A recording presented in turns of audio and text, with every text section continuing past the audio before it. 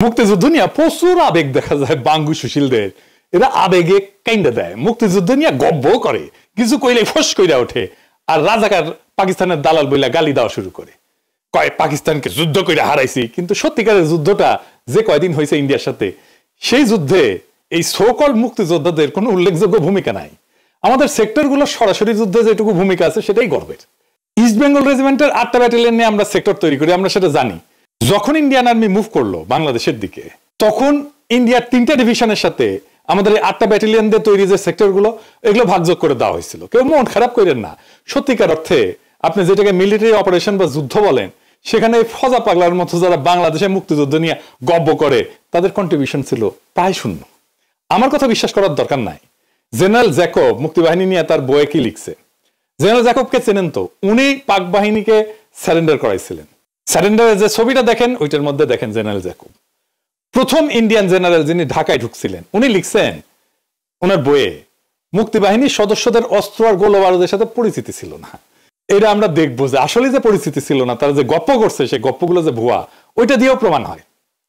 তাদের কম করে হলে 3 মাসের প্রশিক্ষণ দেওয়া দরকার ছিল, যেন গেরিলা যুদ্ধের মূলনীতিগুলো শিখতে পারে, কিন্তু তাদের 3 থেকে 4 সপ্তাহের ট্রেনিং দেওয়া হয়েছিল, তাই তাদের কার্যকারিতা ছিল সামান্য। উনিই বলছেন। এটা আমাদের কথা না, পাকিস্তানের কথাও না, ভারতের জেনারেলের কথা। মুক্তিযোদ্ধারা জ্যাকবের এই কথার কোনো প্রতিবাদ করছে নাকি তারা জানে যে কথা লিখে গেছে জ্যাকব? এমন অনেক না জানা বিষয় নিয়ে আসতেছে আমার মেগা এপিসোড 1971-এর ভারত পাকিস্তান যুদ্ধের সামরিক অ্যানালাইসিস। কয়েকদিন পরেই এডিটিং চলতেছে, কিন্তু এর মধ্যে এই মুক্তিযোদ্ধাদের ভুয়া বয়ান দর্শকদের কাছে ধরায় দেওয়া হবে একটা একটা করে। ওই এপিসোডের কিছু অংশ দেখতে পারেন। এডিটর সাহেব একটু দেখা দেন। ইন্ডিয়ান মুভি দেখে আমাদের মনে এই ধারণা হয়েছে, এমনকি 1971 নিয়ে আমাদের এরকম ধারণা দেওয়া হয়েছে যে তারা মোটামুটি বিনা বাধায় বিদ্যুৎ গতিতে পাকিস্তান আর্মিরে পরাজিত করে ফেলছে। এই সমস্ত ধারণাকে চ্যালেঞ্জ করার দরকার ছিল বাংলাদেশের সেনাবাহিনীর লোকদের, মিলিটারি ব্যাকগ্রাউন্ডের লোকদের। ইন্ডিয়ান ডাক্তারি যে বালসাল, এটা বাংলাদেশের জনগণকে কে বুঝাবে? একজন ডাক্তার বুঝাবে, একজন স্বাস্থ্যকর্মী বুঝাবে। আমি কিন্তু আলাদা এপিসোড করেছি স্বাস্থ্য নিয়ে এবং এই ইন্ডিয়ার ডাক্তারি নিয়ে, কিন্তু আমাদের সামরিক বাহিনীর সাবেক এবং বর্তমান কর্তা ব্যক্তিরা বাংলাদেশের রাজনীতি নিয়ে এত বেশি চিন্তিত যে এগুলো করার টাইমই পান না। এমন কইতে পারেন ভারতের সামরিক সক্ষমতা নিয়ে মিথ ভেঙে দেওয়া কেন আমাদের জন্য জরুরি? ফজা পাগলার এপিসোডে দেখেছেন, দেখাই দিছি কেমনি করে মিছা কথা কইছে একটার পর একটা। আজ আর একটা ধান্দাবাজি ধরাই দেব, 1971-এর ভুয়া গৌরবের কথা। 2018 সালে বিডি নিউজ 24 একটা স্টোরি করে। স্টোরির শিরোনাম ছিল ভাইরাল হওয়া একটা ছবি এবং একজন গেরিলার বীরত্বের গদ্য। বিশাল বড় শিরোনাম, বাবা রে বাবা। রফিকুল হক নান্টুর ছবি দিয়ে মেলা কিচ্ছা শোনানো হয়, উনি মুক্তিযোদ্ধা, এটাতে কোনো সন্দেহ নেই। যাই হোক, কিন্তু ছবির ঘটনাটা কি মিছা কথা কইছেন সেটাও আমরা দেখব। এই ছবিগুলো তুলছিলেন ক্র্যাক প্যাটার্নের ইকবাল আহমেদ সুফি ভাই। সৌভাগ্যের বিষয় হচ্ছে ইকবাল আহমেদ সুফি ভাই এখনো বেঁচে আছেন, আর আমি ওনার সাথে কথা বলি। আমাদের মুরব্বী মানুষ তো, একদিন মনে হলো সুফি ভাইয়ের সাথে কথা বলি, ফোন দিলাম। সুফি ভাই, খোকা ভাই, মানে ওই যে ইশরাকের বাবা, জাহানারা ইমামের ছেলে রুমি, তারা সবাই বীরত্বের সাথে যুদ্ধ করছেন, যার অসৎ পাইছেন তানিয়া। রুমি ভাইরা ধরা পড়ার পরে সুফি ভাইরা ক্র্যাক প্যাটার্নের অপারেশন চালায়, কিন্তু কখনো নাম ফুটাতে দেখছেন এদেরকে? দেখেন নাই। কিন্তু এইটা নিয়ে যারা মিছা কথা বলছে সেটা ধরে দেওয়া উচিত, না হলে এগুলো নিয়ে বিভ্রান্তি তৈরি করবে আর 1971-এর যুদ্ধকে আরো বেশি বিতর্কিত করবে। ক্র্যাক প্যাটার্ন যে খুব বেশি সাফল্য দেখাইতে পারছে ঢাকায় গেরিলা অপারেশনে, সেটা আমি বলবো না, কিন্তু ওনারা ওনাদের সাধ্যমতো চেষ্টা করছেন। রুমি ভাই তো জীবনে দিয়ে দিচ্ছেন। এইটা সুফি ভাইয়ের ছবি, আর এই যে পরের ছবিটা, মাথায় হ্যাট পরা, বগলের তলে একটা রাইফেল, উনি সুফি ভাইয়ের আব্বা সুফি পিয়ারউদ্দিন আহমেদ। এই পিয়ারউদ্দিন আহমেদ সাহেবের কাছ থেকে এই সৈয়দী বডিগার্ড পার্টির জন্য প্রায় টাকা পয়সা নিতেন আর কি। যাই হোক, আমরা এই রফিকুল হক নান্টুর বয়ান থেকেই দেখি যে উনি কি মিছা কথা বলছেন। আসেন আল্লাহ নামে শুরু করি। আমাদের ট্রেনিং হচ্ছে মানে 21 দিনের ট্রেনিং। প্রথম আমাদের ট্রেনিং হলো ট্রিনর খোলা যায়, কীভাবে ওটাকে ডিসমেন্টেন করা যায়, আবার কীভাবে এটাকে আবার ফিক্স করা যায়, লোড কীভাবে হয়, হ্যাঁ, কীভাবে ফায়ার করতে হয়। এরপরেটা হলো আমাদের grenade, 36 hand grenade, Mark 3 Banerjee না, Mark 3 Mark 4 ব্যানার্জি।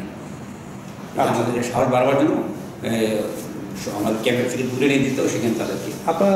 রফিকুল হক নান্টু নিজেই বলেছেন যে তিনি 21 দিন ট্রেনিং পেয়েছেন। কথা সত্য, আমরা জেনারেল জ্যাকবের কথা জানতে পারছি। এটা তো কিসের ট্রেনিং পেয়েছেন উনি নিজেই বলতেছেন। 3টা জিনিস করার ট্রেনিং পেয়েছেন।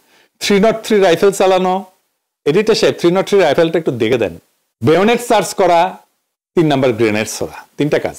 তো এই যে হাতে যে অস্ত্রটা দেখিচ্ছেন ছবি দিয়ে বেশি অ্যাডম নিয়ে ছবি তুলিছে, এটা AK-47 এর মতো মনে হইলো এটা চাইনিজ ভার্সন AK-47, যেটা পাকিস্তান আর্মি ইউজ করতো, আত্মসমর্পণ পর ফেলায় গেছিল। যাই হোক, এই অস্ত্র সম্পর্কে আমরা যথাযথ জায়গায় আরো বিস্তারিত আলাপ করবো। 303 ট্রেনিং দিয়া AK-47 হাতে ধরাই দিচ্ছে, আর অস্ত্রটা যে আসলে চাইনিজ টেন গান না, এটা রফিকুল হক নান্টু জানে না। তা আমরা রফিকুল হক নান্টুর নিজের সাক্ষ্য থেকে দেখবো পরে। তিনি দাবি করিচ্ছেন যে তিনি ঢাকার একজন গেরিলা যোদ্ধা ছিলেন।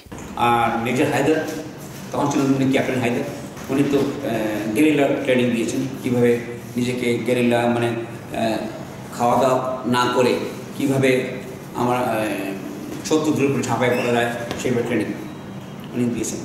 এইবার আমার প্রশ্ন, ঢাকার গেরিলা কি এই অস্ত্র ইউজ করিত? হ্যাঁ, চাইনিজ AK-47 এর কপিটা করতো না। ইনফ্যাক্ট ঢাকার গেরিলাদের যুদ্ধাস্ত্র ছিল সামান্য। কি কি আসেন দেখি। গ্রেনেড, পিস্তল আর বেয়োনেট। সুফি ভাইয়ের সাথে কথা বলার সময় সুফি ভাই বলছেন যে ইন্ডিয়ান স্টেন গান দিছিল, ওই যে ফুটা ফুটা আছে ওই স্টেন গান। এডিটর সাহেব দেখেন, ওই স্টেন গান কাজ করতো না, কি জন্য দিছিল সেটাও সুফি ভাই বলছে। এইটা সাহেব সুফি ভাইয়ের ওই অংশটা একটু শুনে দেন না। ওইটা আমরা ব্যবহার করে রেখেছি, ওটাতে কিন্তু আর মানুষ তো মরে না, উল্টা পুরো ম্যাগাজিন গুলি একজনের গায়ে মারার পরেও সে এসে পোকাতে যাত্রা করেছিল। ইন্ডিয়ান স্টেন আমাদের প্রত্যেককে আত্ম করে দেওয়া ছিল। ভিতরে আমরা কয়েকজন পেয়েছিলাম টিপিআর এর ব্যবহার করা ছোট্ট চেন গান, ওগুলো ব্রিটিশ আমাদের পুরানো চেন গান, অল্প কিছু, কিন্তু মোস্টলি ইন্ডিয়ান। আমাদেরকে কিন্তু ফ্রন্ট যুদ্ধ করার জন্য পাঠানো হয়নি, শুধু আমাদের স্টেন গান গুলো দিয়ে হয়েছিল আমাদের নিজেদের সেলফ ডিফেন্সের জন্য। তো রফিকুল হক নান্টু দাবি করেছেন যে তিনি 2 নাম্বার সেক্টরে যুদ্ধ করেছেন। সেই 2 নাম্বার সেক্টরের ক্র্যাক প্লাটুনের একটা বিখ্যাত অপারেশনের অস্ত্রের বর্ণনা শোনেন। গেরিলাদের দেওয়া হয়েছিল মাত্র 12টা কালচে বাদামি রঙের পাইনঅ্যাপেল টাইপ হ্যান্ড গ্রেনেড আর একটা করে বেয়োনেট। 160 রুপি তৎকালীন পাকিস্তানি মুদ্রা।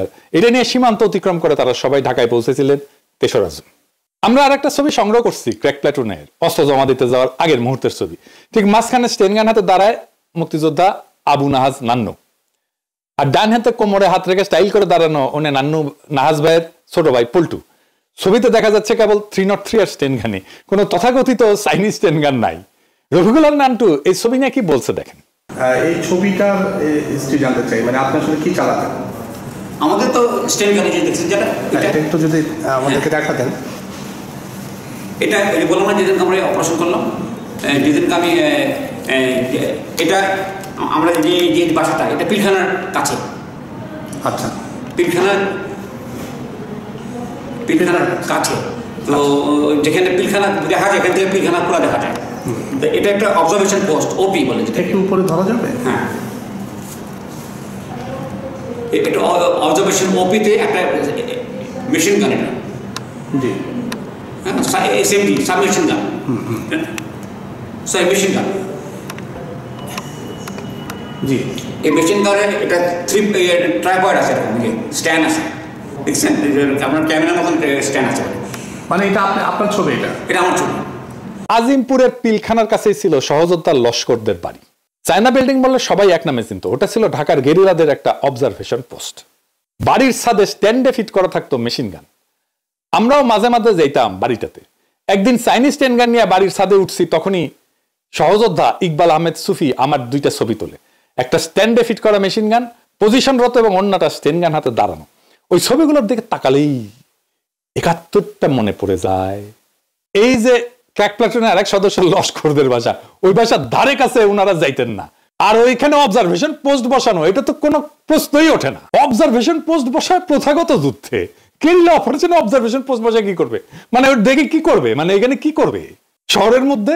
এই মেশিন গান সংক্রান্ত বিষয়টা একটু বলি, যে এটা যে অস্ত্রটা দেখা যাচ্ছে ওটা প্রকৃতপক্ষে মেশিন গান না, এটা লাইট মেশিন গান। ওই অস্ত্রটা ছাদের স্ট্যান্ডের সাথে ফিট করা না, অস্ত্রটা টার্গেটের জন্য প্লেস করতে হয় এবং সামনে 2টা মুভেবল স্ট্যান্ড থাকে এবং ওইটা রেখেই পোজ দেওয়া হয়েছে। এটা যে কোনো জায়গায় তাৎক্ষণিকভাবে সরানো যায়, এরকম করে বাস করা যায়, আবার খুলে রেখে বসানো যায়। এটা ছাদের সাথে না, অস্ত্রের সাথে ফিট করা, ওটাও জানে না। ছাদের স্ট্যান্ডে ফিট করা সিস্টেম আলাদা, আর হাতে যেটা ওটা চাইনিজ স্টেন গান না, এটা চাইনিজদের AK-47 এর কপি ছিল, টাইপ 56 রাইফেল বলা হয়। এইটা সাহেব দেখেন টাইপ 56 রাইফেল, ওটা পাকিস্তানি আমি ব্যবহার করতো, দেখতে একই রকম। তো উনি তো অস্ত্রই চেনেন না। ঢাকার গেরিলারা আজিমপুর পিলখানা EPR হেডকোয়ার্টারের পাশে বিখ্যাত চায়না বিল্ডিং এর সাথে মেশিন গান বসায় রাখছিল 71-এ। এটা আমাদের বিশ্বাস করতে হবে ভাইরা ভাই, আমরা তো বেকুব, কিন্তু এত বেকুব তো না।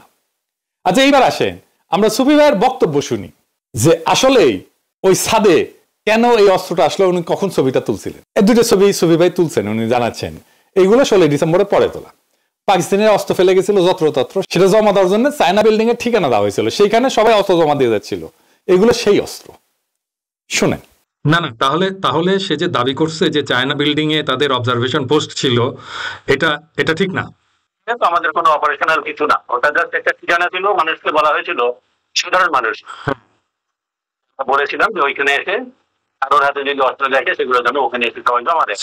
সেটা তো স্বাধীনতার পরে, 16 ডিসেম্বরের পরে হ্যাঁ, আফটার 16 ডিসেম্বর। তার আগে ওটার কিছু ছিল না, ওখানে তো লস্করের রেসিডেন্স ছিল, তার মা ওখানে বাস। তো তার মানে মুক্তিযুদ্ধের সময়, মুক্তিযুদ্ধ যখন হচ্ছে তখন চায়না বিল্ডিং এর উপরে অবজারভেশন পোস্ট থাকার কোনো সম্ভাবনা নাই। সম্ভাবনা নাই, এবং মুক্তিযুদ্ধ চলাকালীন চায়না বিল্ডিং এর নামও তো আমরা মুখে আনতাম না, লস্করের ঠিকানা। আচ্ছা আচ্ছা, তাহলে এটা একদম মিথ্যা দাবি, কমপ্লিটলি মিথ্যা দাবি।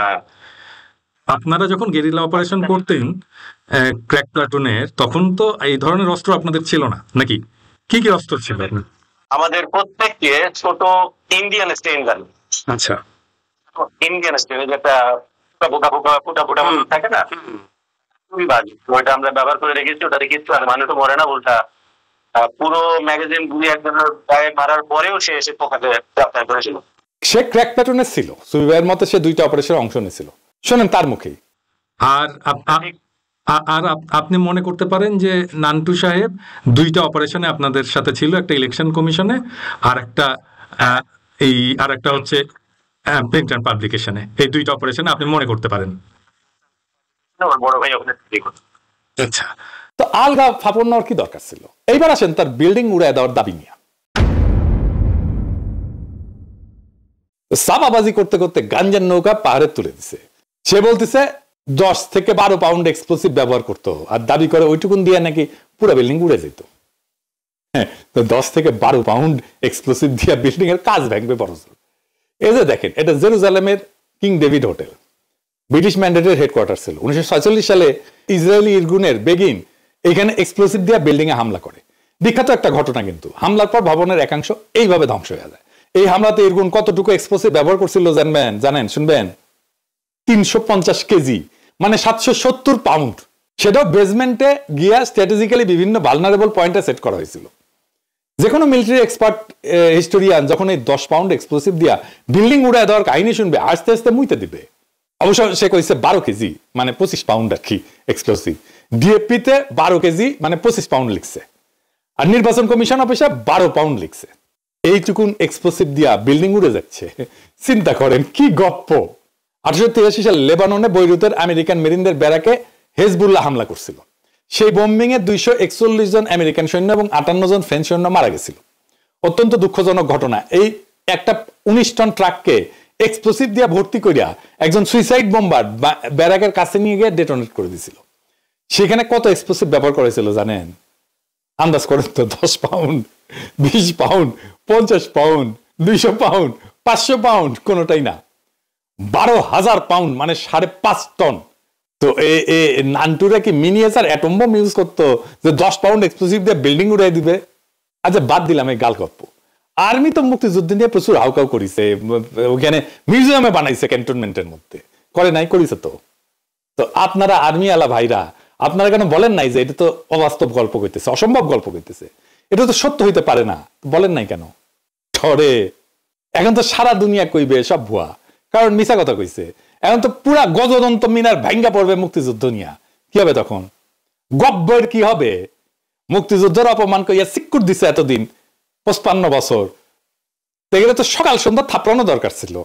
একটা গৌরবের ইতিহাসকে শুধুমাত্র নিজের স্বার্থপর আকাঙ্ক্ষার জন্য পুরো প্রশ্নের মুখে দাঁড় করে দেওয়া হয়েছে। গোদের উপরে বিষ ফেলার মতো ফ্যাসিস্ট হাসিনা মুক্তিযুদ্ধের নাম ভাঙায় ফ্যাসিবাদী শাসন চালানোর জন্য মুক্তিযুদ্ধের পুরো গোয়ামার সারা হয়ে গেছে। আমাদের 1971-এর নতুন ইতিহাস আর বয়ান লিখতে হবে। আমাদের পূর্বপুরুষদের রক্ত, অশ্রু, কান্না তো লুকায় আছে এটার মধ্যে।